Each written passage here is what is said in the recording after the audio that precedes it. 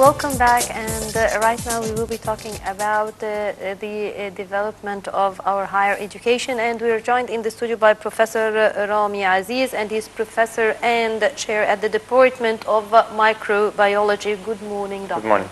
Good morning, Doctor. And talking about all the developments taking place and the developments that we hope that such developments can take place, we're not going to discuss, or I'm not going to discuss actually the curriculum or something like this, because we don't have an upper hand when it comes to this. But at least, just as we were talking about the technique of teaching and the relation between the doctor or the professor and his students. And you have mentioned that this is something of great importance, just to do something new. Like we hear a lot about the open exam, the open book exam, the exam on the internet, a lot of things actually that can just motivate the students to do something.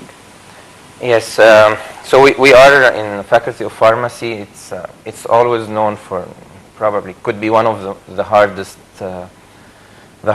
topic or fields in Egypt, because in many countries also pharmacy is really, there is a lot of material. It's very important to know the material.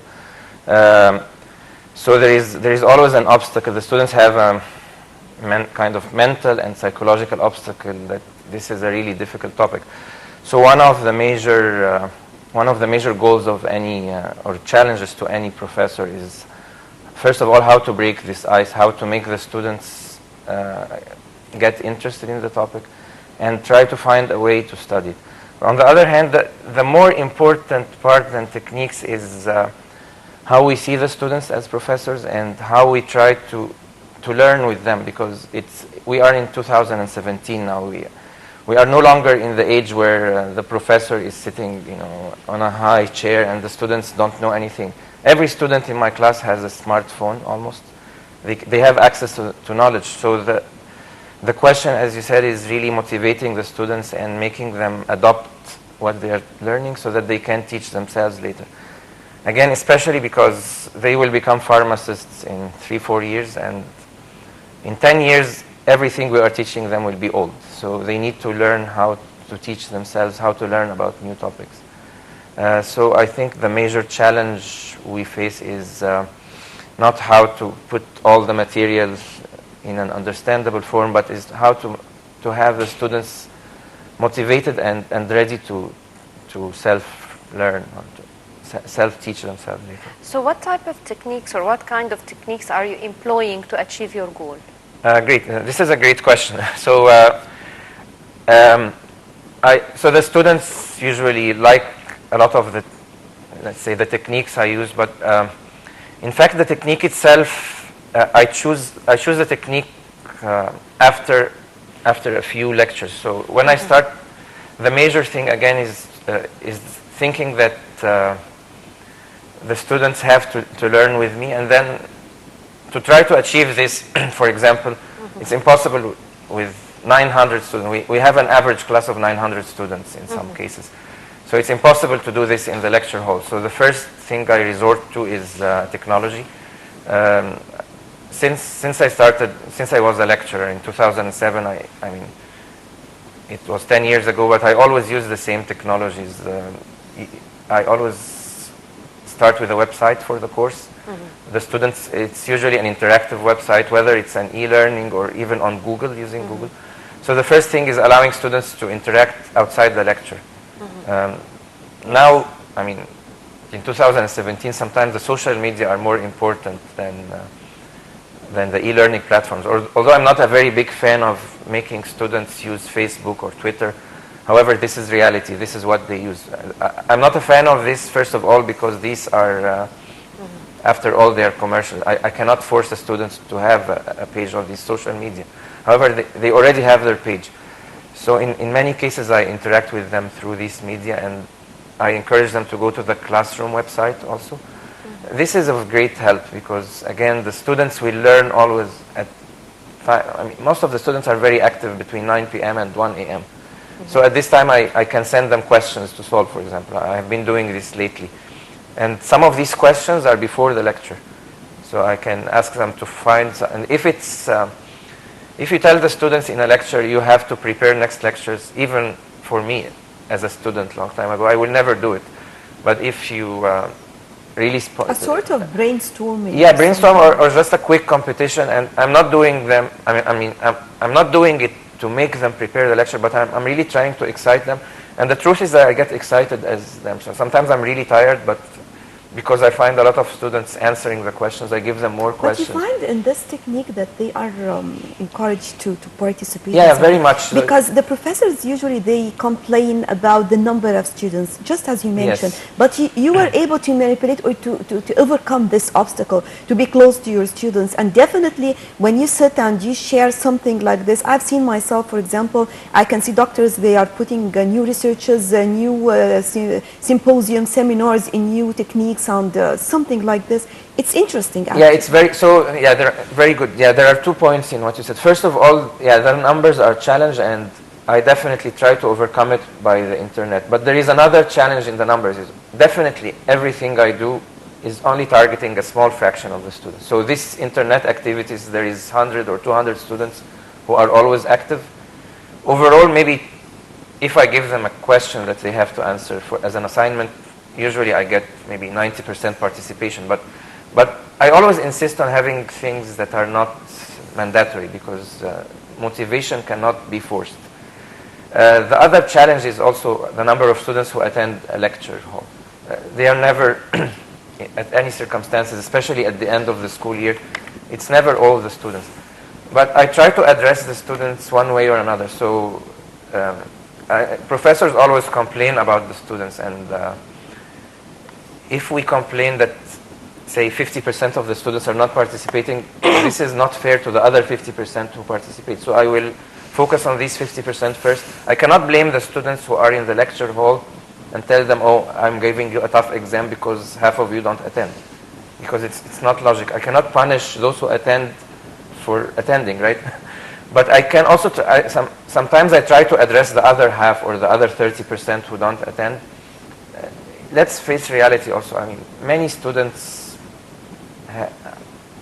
maybe they are not very talented, or maybe they are busy with other. Some of them already work to support their families. They work in pharmacies as assistants. So many of these will come at the last week and start studying. And if I just say, I don't care about these students. Is it possible to do this? It's not. It's very hard. But if I say I don't care about these students, they deserve whatever happens to them. Again, what is my goal? My goal is to educate every student I can, to teach them, even if they are latecomers, even if they have been. I'm not encouraging this, but it's reality. There are some students who are really unable to study for a long term. So I try to address them at the end, again, by I can conduct 1 or 2 meetings online, and I've done this a lot, and it works very well. I can have a meeting online 2 weeks before the end of the semester, and many students will come and ask questions, and these questions are available for everybody. It's not hidden. Anybody can enter even the week after and read their colleagues' questions and answers. So the key again is, that's why I'm saying the techniques are very important, but they are not everything.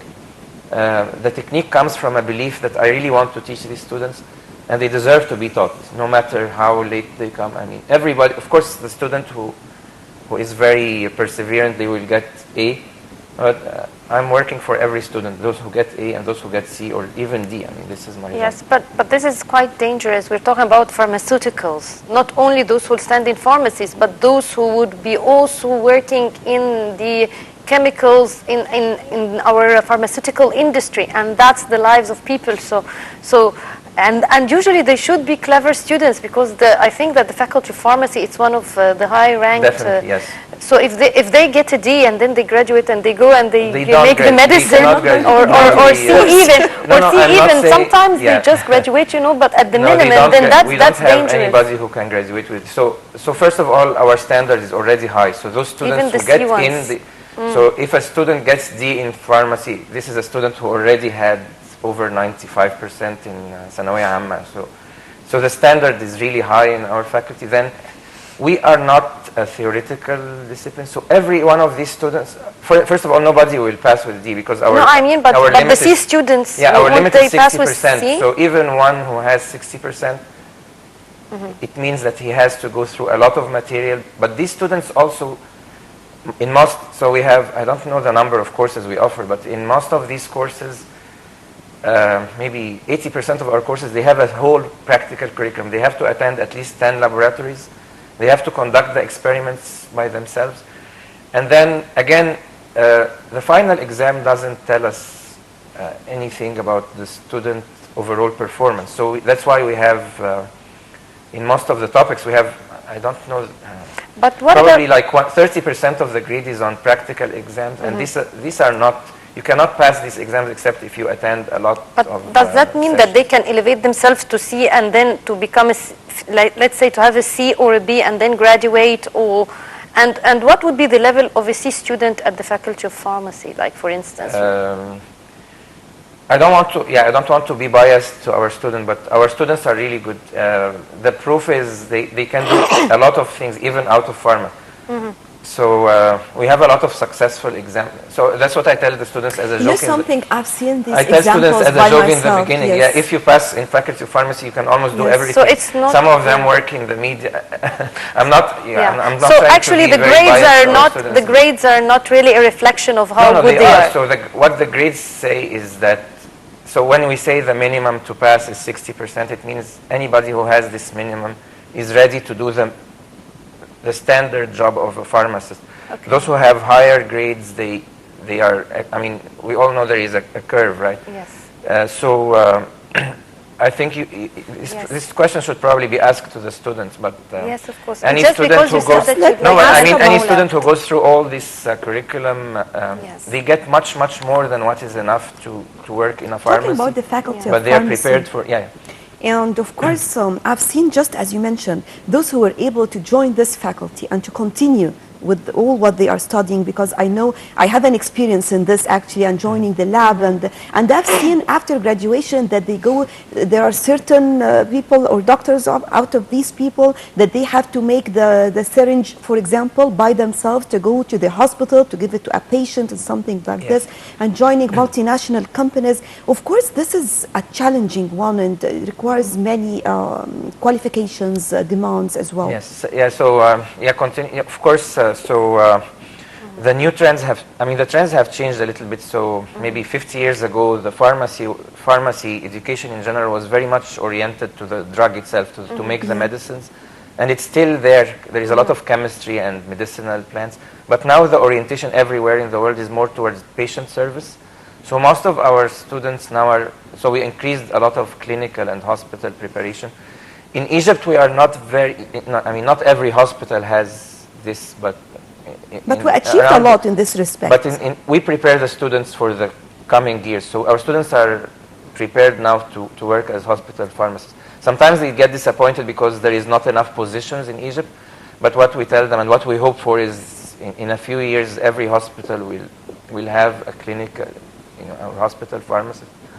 But also what I want to say is, you raised a very good point. Our students do very well abroad as well. I have a lot of colleagues and students who I meet in the US or Canada or online. They really can achieve a lot. And this, I'm not blindly defending the system. We have a lot of problems in our educational system in general, and we inherited this from But as you from mentioned, high school, new techniques can confront this challenge. We try. So, for example, we have, as you mentioned in the break, we try to mostly motivate the students. We have had, like we were talking, for example, the students can take case exams. They prepare their own projects now. There is other departments have drug profiles. So the students will present to their colleagues, to their peers, something about a drug or a public health problem. They are very creative. When you just give them the chance, they have made videos that are even more professional than anybody else, advertising or trying to educate the population about some health risk and so on. So I may be optimistic, especially when it comes to students, but I have a lot of trust in them. And whenever we give them the chance, they do much better than we expected. They inspire us. I'd like to thank you very much. Thank you very much, Professor Ramy Aziz, Professor and Chair at the Department of Microbiology and Immunology at the Faculty of Pharmacy. Thank you very much for this interview. You're welcome. Thank you. Well, and that brings us to the end of this episode of Breakfast Show. But first of all, I have to thank my colleague, Nashwa Rasha. Thank you very much. Thank you, Rasha, very much. Thank you all for joining us on this episode of our Breakfast Show. And remember to join us again tomorrow, same time, with our colleagues for more on the show. Till then, thank you for joining us and stay tuned for more coming up on Nile TV International.